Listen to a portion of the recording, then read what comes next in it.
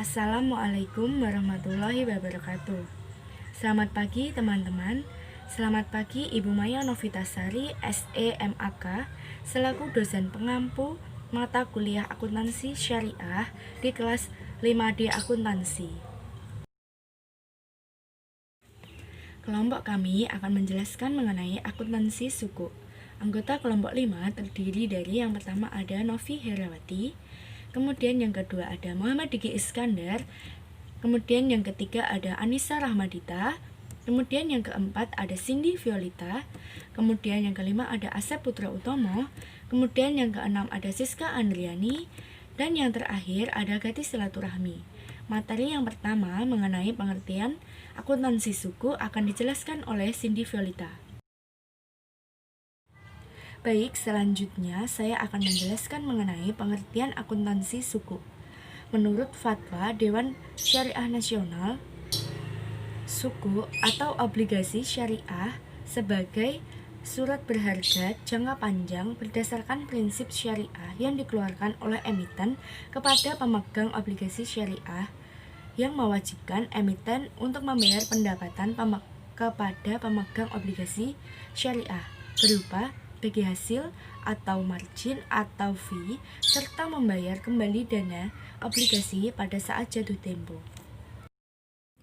Selanjutnya saya akan menjelaskan mengenai jenis suku. Jenis suku ada 6, yaitu yang pertama ada suku mudharobah, kemudian yang kedua ada suku ijarah, kemudian yang ketiga ada suku wakalah, kemudian yang keempat ada suku istisna, kemudian yang kelima ada suku murabahah, kemudian yang terakhir ada suku salam. Baik, saya akan menjelaskan mengenai suku mudharobah. Menurut Fatwa Dasar Syariah Nasional Nomor 15 Tahun 2000, suku mudharobah merupakan suku yang menggunakan akad bagi hasil, sehingga pendapatan yang diperoleh investor atas obligasi tergantung pada pendapatan dari suatu emiten sesuai dengan penggunaan dana dari penerbitan suku. Dasar bagi hasilnya dapat berupa pendapatan bruto, laba bruto, atau pendapatan bersih, laba bruto, dengan nisbah keuntungan yang sudah disepakati. Skema obligasi syariah mudharobah. Keterangan yang pertama, emiten menerbitkan suku dengan akad mudharobah pada investor. Yang kedua, dana hasil emisi suku dipergunakan oleh emiten untuk peningkatan kapasitas produksi. Yang ketiga, dari kegiatan emiten diperoleh pendapatan sebagai yang kemudian didistribusikan sebagai kotor emiten. Yang keempat, pada saat jatuh tempo, emiten mengembalikan modal investor suku pada saat penerbitan. Suku ijarah. Suku yang menggunakan akad sewa sehingga pendapatan bersifat tetap berupa ujroh yang besarannya sudah disepakati sejak awal obligasi diterbitkan. Pemegang suku ijarah merupakan pemilik aset yang menyewakan kepada pihak lain melalui emiten sebagai wakil. Emiten dalam kedudukannya sebagai wakil dari pemegang suku ijarah dapat menyewakan untuk dirinya sendiri ataupun menyewakan kepada orang lain. Skema obligasi syariah ijarah. Teman-teman bisa melihat dalam buku panduan yang terdapat di dalam buku, sudah dijelaskan di situ untuk skemanya. Suku wakalah. Suku wakalah merupakan suku yang menggunakan akad wakalah mewakilkan, di mana investor mewakilkan kepada wali amanat untuk menginvestasikan dananya. Suku wakalah saat ini diterbitkan oleh pemerintah melalui suku tabungan dan swasta, seperti salah satu contohnya seperti Medco Power. Struktur akad wakalah. Teman-teman bisa melihat di buku panduan masing-masing untuk struktur akad wakalah.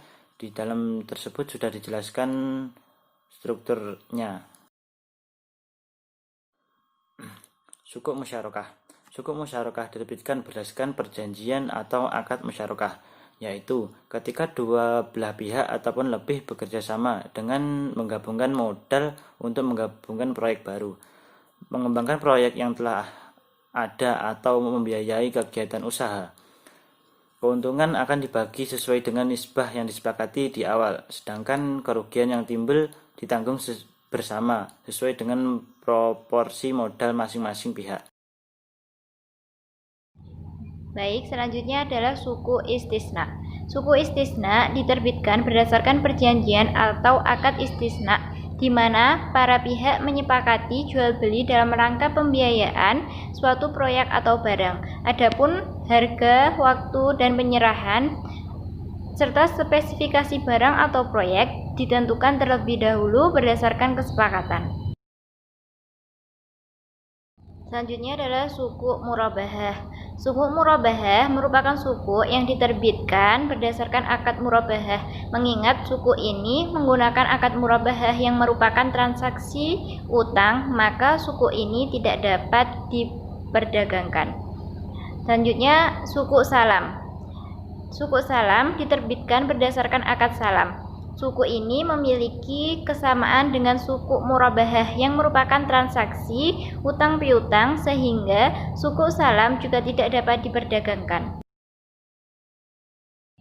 Selanjutnya adalah dasar syariah. Berdasarkan Quran Surat An-Nisa ayat 15 yang artinya, dan janganlah kamu serahkan kepada orang-orang yang belum sempurna akalnya harta mereka yang ada dalam kekuasaanmu, yang dijadikan Allah sebagai pokok kehidupan. Berilah mereka belanja dan pakaian dari hasil harta itu, dan ucapkanlah kepada mereka kata-kata yang baik. Dan pada Quran Surat Al-Baqarah ayat 15 yang berarti, maka hendaklah yang dipercayai itu menunaikan amanatnya atau hutangnya, dan hendaklah ia bertakwa kepada Allah Tuhannya. Untuk selanjutnya adalah akuntansi suku berdasarkan PSAK nomor 110. PSAK 110 tentang akuntansi suku hanya mengatur dua jenis suku, yaitu suku murabahah dan suku ijarah. Hal ini disebabkan karena penerbitan suku ini di Indonesia sebagian besar didominasi oleh suku ijarah dan sebagian kecilnya suku murabahah. Suku wakalah baru saja diluncurkan pada tahun 2018. Suku tabungan dan Medco Energi dengan dikeluarkannya Fatwa MUI nomor 95 garing SDN strip M11U garing V1U201. Akuntansi suku mengatur pihak yang melakukan transaksi suku baik investor maupun penerbit. Selanjutnya adalah akuntansi untuk penerbit atau suku mudharabah. Yang pertama, dana yang diterima dan investor merupakan dana atas investasi mudharabah, di mana investor merupakan pemilik dana atau sahibul mal, sedangkan penerbit merupakan pengelola atau mudarib. Dan yang kedua, pengakuan dan pengukuran suku mudharabah diakui sebesar nilai nominal pada saat entitas menjadi pihak yang terikat dengan ketentuan penerbitan suku mudharabah. Untuk selanjutnya adalah contoh penerbitan suku mudharabah. Perusahaan APJ menerbitkan suku mudharabah senilai 100 miliar pada tanggal 1 Oktober 2020 untuk jangka waktu 5 tahun dengan perhitungan 1 tahun sama dengan 360 hari. Suku ini diterbitkan untuk membiayai satelit nomor 123 milik PT ABC. Bagi hasil yang ditawarkan atau nisbah bagi hasil oleh PT ABC adalah sebesar 20%. Imbal hasil ini didasarkan atas pendapatan yang diperoleh atas penggunaan satelit tersebut dan dibagikan setiap 3 bulan. Akuntansi untuk penerbit atau suku mudharabah. Biaya yang dikeluarkan terkait penerbitan atau emisi antara lain yaitu yang pertama biaya penjamin efek sebesar 0,25%, yang kedua biaya profesi penunjang pasar modal sebesar 0,18%, yang ketiga biaya penunjang lembaga pasar modal sebesar 0,10%, sedangkan biaya penerbitan tidak langsung yang dikeluarkan adalah sebesar 500 juta rupiah. Selanjutnya di tabel ada tanggal 1 Oktober kas di debit 100.000, suku mudharabah di kredit 100.000. Biaya transaksi diakui secara terpisah dari nilai suku mudharabah. Biaya transaksi akan dikelompokkan menjadi dua, yaitu biaya emisi yang merupakan biaya langsung untuk penerbitan dan biaya lain yang merupakan biaya tidak langsung untuk penerbitan. Jurnal yang dibuat yaitu dalam Rp0 di tabel 1 Oktober biaya ditangguhkan debit 530, kas kredit 530. 100 miliar dikali 0,25% ditambah 0,18% ditambah 0,1% sama dengan 530. Beban jasa lain debit 500 dan kredit kas 500. Selanjutnya yaitu akuntansi untuk penerbit. Yang ketiga, biaya emisi diamortisasi secara garis lurus selama jangka waktu suku mudharabah dan diakui sebagai beban penerbitan suku mudharabah, sedangkan biaya lain dibebankan sebagai beban pada periode penerbitan. Jurnal yang dibuat yaitu dalam Rp0. Tanggal biaya penerbit suku debit 26,5, biaya ditangguhkan kredit 26,5, 350 juta dibagi 60 kali 3 sama dengan 26,5 juta. Yang keempat, imbal hasil suku investor adalah bagi hasil. Bagi hasil yang menjadi hak investor diakui sebagai pengurangan pendapatan, bukan berarti sebagai beban. Keuntungan pada 3 bulan tersebut adalah 18 miliar rupiah. Jurnal yang dibuat atas imbal hasil tersebut yaitu 31 Desember. Beban imbal hasil suku debit 3.600. Utang imbal hasil kredit 3.600. Selanjutnya 18 miliar dikali 20% sama dengan 3,6 miliar rupiah. Selanjutnya yaitu penyajian. Data investor akan disajikan sebagai dana sirkah temporer bagi entitas syariah dan entitas non-syariah sebagai liabilitas yang terpisah dari liabilitas lain dalam urutan paling akhir dalam liabilitas. Berikut penyajian dalam laporan posisi keuangan 31 Desember. Aset, beban ditinggalkan 500 juta rupiah. Kemudian dana sirkah temporer, suku mudharabah yaitu 100 miliar. Berikut penyajian dalam laporan laba rugi komprehensif menjadi beban bagi hasil yaitu 3,6 miliar rupiah. Selanjutnya yang terakhir yaitu pengungkapan.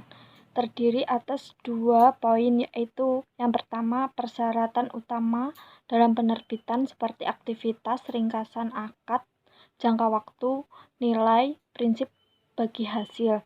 Poin kedua yaitu penjelasan aktivitas yang mendasari penerbitan seperti jenis usaha, tren usaha, dan pihak pengelola. Akuntansi untuk penerbit atau suku ijarah. Yang pertama, dana diterima dari investor merupakan dana atas pembelian aset yang akan disewakan kembali. Kemudian yang kedua, penerbitan suku ijarah diakui seper nilai nominal yang disesuaikan dengan premi atau diskonto dan biaya transaksi yang terkait dengan penerbitnya. Jurnal yang dicatat pada 1 Oktober, keterangan kas pada debit 99.470, suku ijarah pada kredit 99.470. Akuntansi untuk penerbit suku ijarah, biaya transaksi diakui sebagai pengurangan nilai suku yaitu untuk biaya emisi, sedangkan untuk biaya tidak langsung akan diberikan sebagai beban pada periode berjalan. Jurnal untuk beban tidak langsung yaitu tanggal 1 Oktober, beban jasa lain pada debit 500, kas pada kredit 500. Kemudian yang keempat, amortisasi atas premi atau diskonto serta biaya transaksi dilakukan secara garis lurus selama masa masuk. Mengingat pada kasus ini tidak ada premi dan diskon, maka amortisasi hanya dilakukan atas biaya penerbitan suku saja. Tanggal 1 Oktober, biaya penerbitan suku pada debit 26,5, kemudian suku ijarah pada kredit 26,5. Amortisasi biaya penerbitan suku atau emisi dilakukan selama periode suku 3 bulan 530 juta atau 60 kali 3, yaitu jumlahnya 26.500.000. Kemudian yang kelima, imbal hasil suku untuk investor adalah fee atau ujrah diakui pada saat terutang. Terdapat tanggal 31 Desember, beban imbal hasil suku pada debit 1.100, kemudian utang imbal hasil pada kredit 1.100. Yaitu totalnya 4.400.000 dibagi 4 periode sama dengan 1.100.000. Kemudian yang keenam, dana investor akan disajikan sebagai liabilitas secara neto setelah dikurangi premium atau diskon dan biaya transaksi yang belum diamortisasi. Kemudian yang ketujuh, pengungkapan terdiri atas yang pertama, persyaratan utama dalam penerbitan seperti aktivitas, ringkasan akad, jangka waktu, nilai, prinsip bagi hasil, dan lainnya. Kemudian yang kedua, penjelasan aktivitas yang mendasari penerbitan seperti jenis usaha, tren usaha, dan pihak pengelola. Selanjutnya, saya akan menjelaskan mengenai akuntansi untuk investor atau sukuk mudharabah. Yang pertama, sebelum pengakuan entitas harus menentukan klarifikasi investasi ke dalam dua pilihan, yaitu diukur sebesar perolehan harga jika model usahanya bertujuan untuk memperoleh arus kas kontraktual atau tujuan yang ditetapkan oleh entitas, dan persyaratannya mencantumkan tanggal pembayaran baik pokok maupun bagi hasilnya. Selanjutnya, diukur pada hasil nilai wajar melalui penghasilan komprehensi lain jika model atau usahanya bertujuan untuk memperoleh arus kas kontraktual atau tujuannya ditetapkan oleh entitas, intens melakukan penjualan sukuk, dan persyaratannya mencantumkan tanggal pembayaran baik pokok maupun bagi hasilnya. Selanjutnya, diukur pada nilai wajar melalui laba rugi jika model yang atau usahanya bertujuan bukan untuk kedua hal yang disebutkan sebelumnya. Akuntansi untuk investor yang kedua adalah pengukuran dilakukan sebesar biaya perolehan pada tanggal perdagangan atau penyelesaian transaksi pada pasar yang lazim. Untuk sukuk mudharabah yang diukur sebesar biaya perolehan dan pada nilai wajar melalui penghasilan komprehensif lain termasuk biaya transaksi. Sedangkan jika diukur pada nilai wajar melalui laba rugi, tidak termasuk biaya transaksi.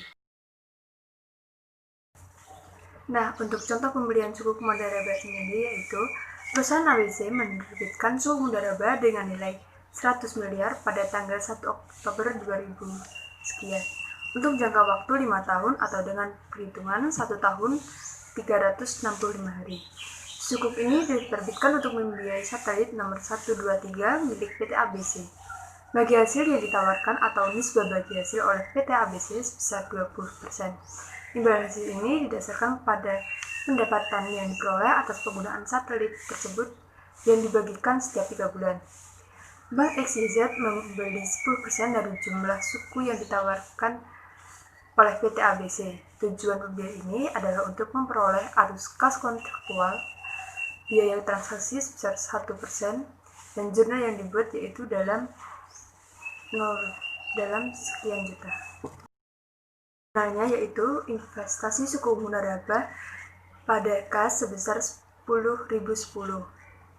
Bank XYZ diukur dengan harga perolehan karena tujuannya memperoleh arus kas kontraktual sehingga harga perolehan termasuk biaya tersebut. Yang ketiga, untuk biaya transaksi yang termasuk dalam harga perolehan harus diamortisasi secara garis lurus selama periode sukuk. Jurnalnya, biaya amortisasi pada investasi sukuk mudharabah sebesar 500. akuntansi untuk investor yang kelima, setelah pengakuan awal, jika penggunaan harga perolehan apabila terdapat indikasi penurunan nilai, maka entitas membandingkan antara nilai tercatat dan jumlah terpulihkan. Jika jumlah terpulihkan lebih kecil, maka diakui rugi penurunan nilai. Namun, jumlah terpulihkan adalah jumlah dari nilai pokok yang akan diterima tanpa memberikan nilai saat ini. Jika menggunakan nilai wajar, maka diukur pada nilai wajar. Selisih antara nilai wajar dan jumlah tercatat diakui dalam laba rugi atau comprehensive line. Penentuan nilai wajar investasi mengacu pada urutan sebagai berikut. Yang pertama, kuotasi harga di pasar aktif. Yang kedua, harga yang terdiri atas transaksi terkini jika tidak ada kuotasi harga di pasar aktif. Yang ketiga, nilai wajar instrumen sejenis jika tidak ada kuotasi harga di pasar aktif dan tidak ada harga yang terjadi dari transaksi terkini. Untuk di sini telah disediakan tabel mengenai penyajian laporan posisi keuangan pada tanggal 31 Desember 2000 sekian. Yang pertama adalah aset yang terdapat investasi suku bunga laba, penyajian dalam laporan laba rugi komprehensif, pendapatan lain-lain, pendapatan investasi, beban amortisasi, dan pendapatan neto. Investasi suku bunga laba sendiri jumlahnya adalah 10.900.500.000 rupiah, sedangkan pendapatan investasi 360 juta rupiah, pendapatan amortisasi yaitu 500.000 rupiah, dan pendapatan neto sebesar 359.500.000 rupiah. Pendapatan neto diperoleh dari pengurangan dari pendapatan investasi dan beban amortisasi. Akuntansi untuk investor bagian sukuk ijarah. Yang pertama yaitu sebelum pengakuan, entitas harus menentukan klasifikasi investasi dalam pilihan berikut ini. Yang pertama yaitu diukur pada harga perolehan. Jika model usahanya bertujuan memperoleh arus kas kontraktual atau tujuan ditetapkan oleh entitas dan persyaratan mencantumkan tanggal pembayaran baik pokok maupun bagi hasilnya. Yang kedua, diukur pada nilai wajar melalui penghasilan komprehensif lain jika model usahanya bertujuan memperoleh arus kas kontraktual atau tujuan ditetapkan oleh entitas, serta entitas melakukan penjualan sukuk dan persyaratannya mencantumkan tanggal pembayaran baik pokok maupun bagi hasilnya. Dan yang ketiga yaitu diukur pada nilai wajar melalui laba rugi jika model usahanya bertujuan bukan untuk kedua hal di atas.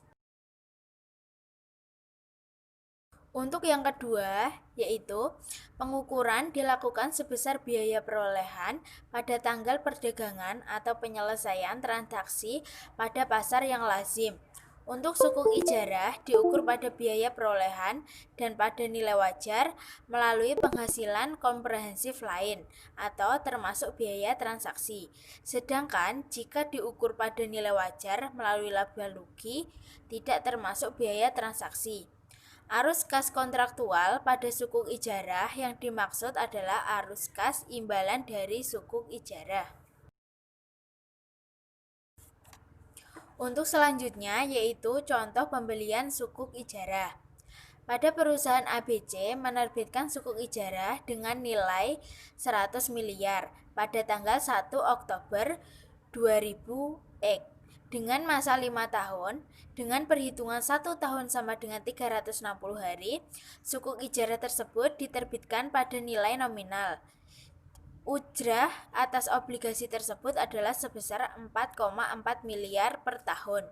Imbal hasil akan dibagi setiap bulan.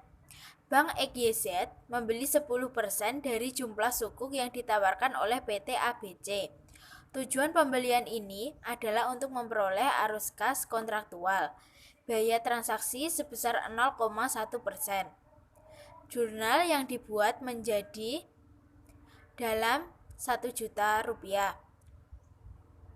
Untuk itu jurnalnya investasi sukuk ijarah pada kas.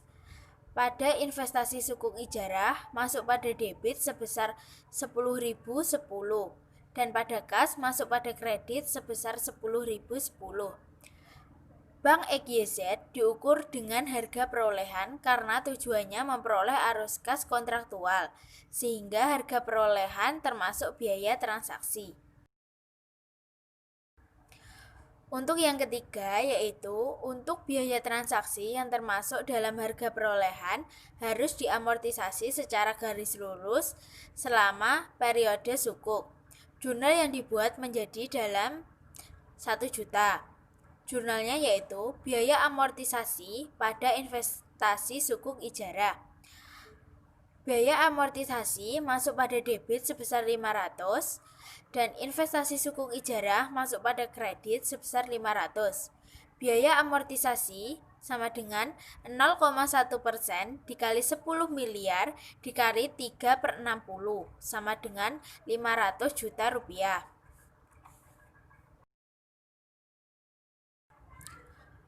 Untuk yang keempat, yaitu penerimaan bagi hasil diakui sebagai pendapatan. Jurnal yang dibuat menjadi dalam 1 juta. Jurnalnya yaitu piutang imbal hasil pada pendapatan imbal hasil. Piutang imbal hasil masuk pada debit sebesar 1.100 dan pendapatan imbal hasil masuk pada kredit sebesar 1.100. Nilai imbal hasil sama dengan 4,4 miliar dibagi 4 periode sama dengan 1,1 miliar. Untuk yang kelima yaitu setelah pengakuan awal, yaitu A. Menggunakan harga perolehan.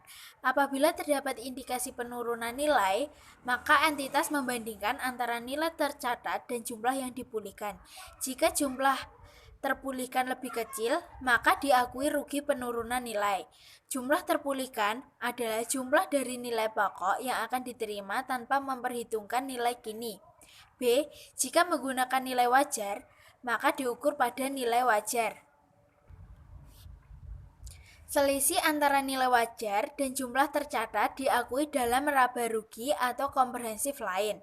Penentuan nilai wajar investasi mengacu pada urutan sebagai berikut. Pertama, kuotasi harga pasar aktif. Kedua, harga yang terjadi dari transaksi terkini jika tidak ada kuotasi harga di pasar aktif. Ketiga, nilai wajar instrumen sejenis jika tidak ada kuotasi harga di pasar aktif dan tidak ada harga yang terjadi dari transaksi terkini. Untuk selanjutnya yaitu penyajian dalam laporan posisi keuangan 31 Desember 2000 sama dengan harga perolehan.